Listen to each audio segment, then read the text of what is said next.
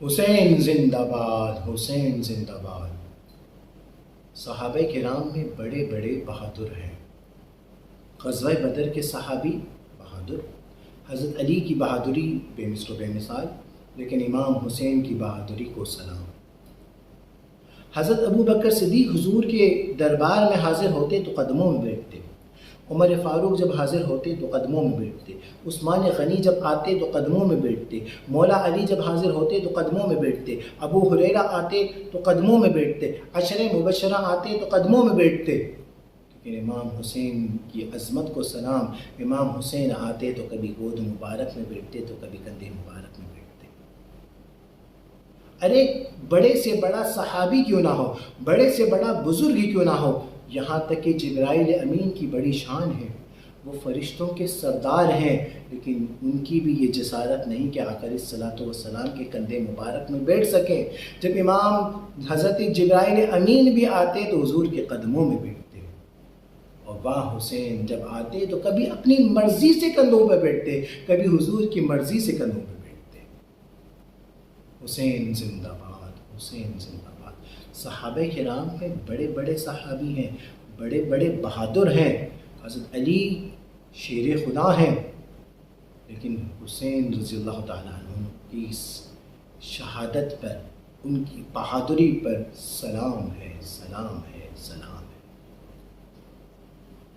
آپ کے سامنے میں حضرت علی کی بہادری کا ذکر بھی کروں گا بخاری شریف سے، اور حضرت امام حسین رضی اللہ تعالیٰ عنہ کی بہادری کا ذکر بھی کروں گا ترمذی شریف سے، مسند امام احمد بن حنبل رضی اللہ تعالیٰ عنہ سے، خصائص نسائی سے۔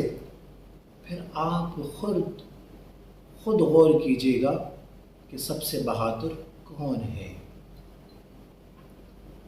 حضرت علی رضی اللہ تعالیٰ عنہ کی کے حوالے سے بخاری شریف صحیح البخاری باب غزوہ خیبر کتاب المغازی حدیث نمبر 4210، صحیح مسلم 2406 نمبر حدیث شریف، کتاب فضائل الصحابہ۔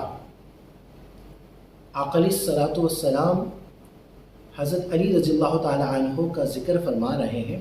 غزوہ خیبر کا موقع ہے، مسلمان اور یہودیوں کا خیبر کے میدان میں مقابلہ ہو رہا ہے، لیکن مسلمانوں کو ابھی فتح یابی نہیں ہوئی ہے۔ آقا علیہ الصلوۃ والسلام نے خوشخبری دی ہے۔ بخاری شریف میں آقا علیہ الصلوۃ والسلام کا فرمان عالی شان ہے، لَأَعْتِيَنَّ رَأَيْتُ غَدًا رَجُلًا يَفْتَحُ اللَّهُ عَلَى يَدَيْهِ۔ سبحان اللہ۔ آقا علیہ الصلوۃ والسلام فرماتے ہیں کہ کل میں اس شخص کو، اس آدمی کو جھنڈا دوں گا کہ جس کے ہاتھ پر اللہ رب العالمین فتح یابی عطا فرمائے گا۔ توجہ طلب دو باتیں ہیں۔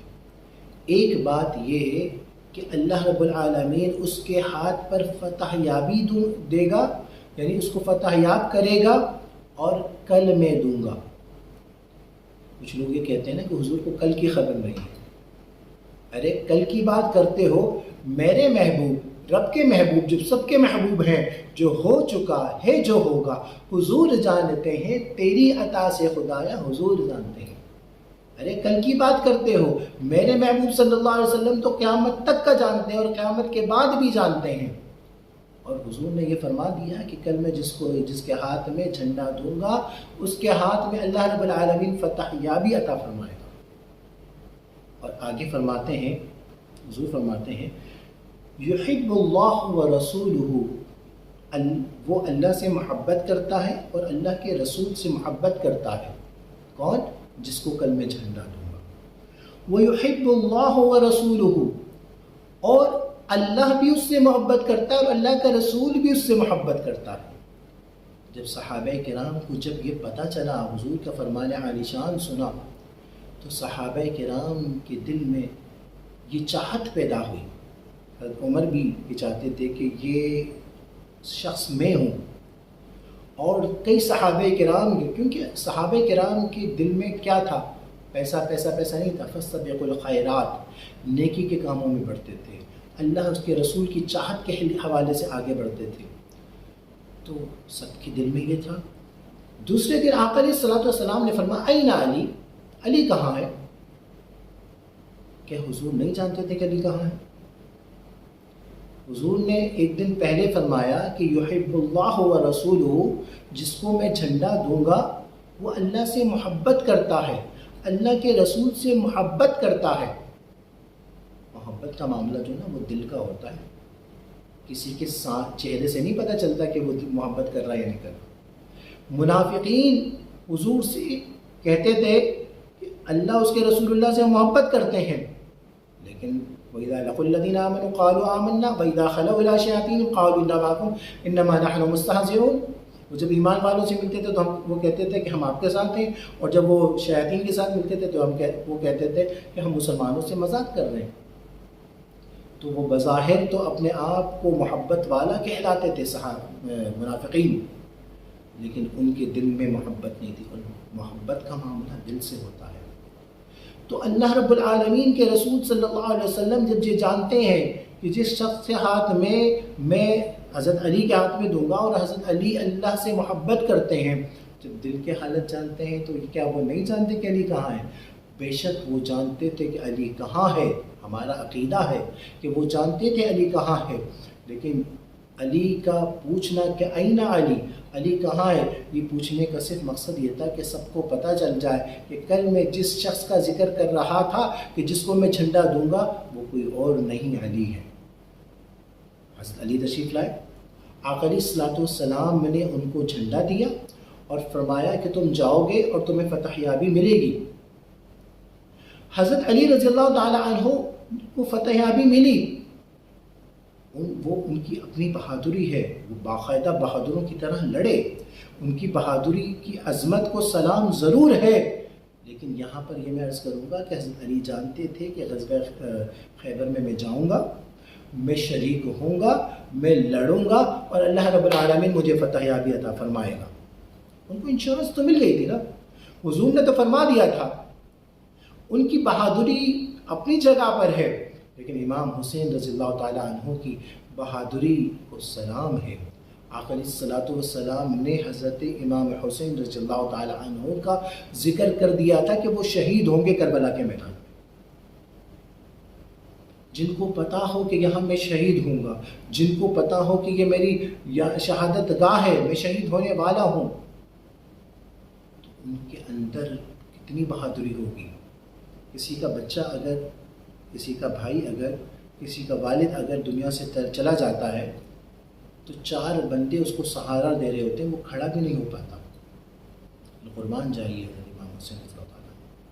علی اصغر ننھے شہید ہو چکے ہیں، علی اکبر شہید ہو چکے ہیں، قاسم شہید ہو چکے ہیں، اپنے پیارے شہید ہو چکے ہیں، لیکن اس کے باوجود امام حسین رضی اللہ تعالیٰ عنہ تشریف لا رہے ہیں اور دشمنوں کو ایسے کاٹ رہے ہیں جیسے گاجر مولی کو کاٹا جا رہا ہے۔ اور ان کی اتنی ہمت ہے، اتنی طاقت ہے، اتنی قوت ہے، اتنی طاقت کے ساتھ، اتنے پاور کے ساتھ بڑھتے چلے جا رہے ہیں اور دشمن پیچھے ہٹتے چلے جا رہے ہیں۔ واہ حسین، واہ حسین، واہ حسین، حسین زندہ باد۔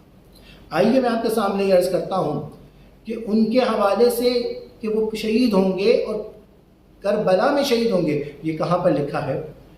جامع ترمذی حدیث نمبر 3771 نمبر حدیث، مسند امام احمد بن حنبل میں 26550 نمبر حدیث، خصائص نسائی میں امام طبرانی نے طبرانی شریف میں المعجم الکبیر میں حدیث لکھی ہے، حدیث ام سلمہ کے نام سے۔ عن ام سلمہ رضی اللہ تعالی عنہ دخل رسول اللہ صلی اللہ علیہ وسلم علی وهو مضطجع۔ ام سلمہ عرض کرتی ہیں کہ آقا علیہ الصلوۃ والسلام تشریف لائے اور میں اس حال میں تھی کہ میں لیٹی ہوئی تھی۔ وفی یدہ تراب، آقا علیہ الصلوۃ والسلام کے ہاتھ مبارک میں مٹی تھی، احمر، وہ مٹی لال تھی۔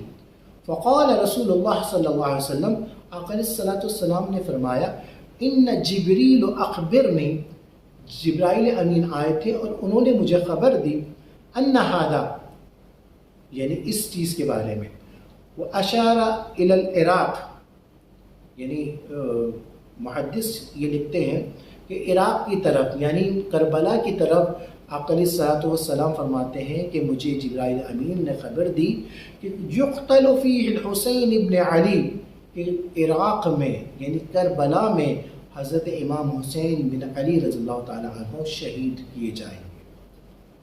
حضرت ام سلمہ نے کو سے روایت ہے، آقا علیہ السلام نے پہلے ہی بتا دیا تھا۔ تو امام حسین بھی جانتے ہیں کہ شہادت گاہ ہے میری، امام حسین بھی جانتے ہیں کہ یہاں پر مجھے قتل کر دیا جائے گا۔ امام حسین جانتے ہیں، آج اس کے باوجود امام حسین رضی اللہ تعالیٰ عنہ جاننے کے باوجود اتنے باہمت ہیں۔ اگر کوئی شخص اگر پھانسی پہ جا رہا ہوتا ہے نا، تو اس کو اگر پتہ ہوتا ہے کہ مجھے پھانسی کے پھندے پر لے جایا جا رہا ہے، تو اس کی ٹانگیں کام نہیں کرتی ہیں، اس کو گھسیٹ کر لے جایا جا رہا ہوتا ہے، اس بالکل بے ہمت ہو جاتا ہے، بالکل بیکار ہو جاتا ہے، بالکل طاقت ہی نہیں رہتی۔ لیکن واہ حسین، واہ حسین، واہ حسین، پتہ ہے یہ کربلا کی جگہ ہے، پتہ ہے یہ میری شہادت گاہ ہے، پتہ ہے کہ اتنے گھر والے شہید ہو چکے ہیں، لیکن اس کے باوجود اتنے بہادر حضرت امام حسین کی بہادری کو سلام، امام حسین کی بہادری کو سلام۔ واہ حسین، واہ حسین، واہ حسین۔ اب بتائیے سب سے بہادر کون ہے؟ واہ حسین، واہ حسین، واہ حسین، حسین زندہ باد۔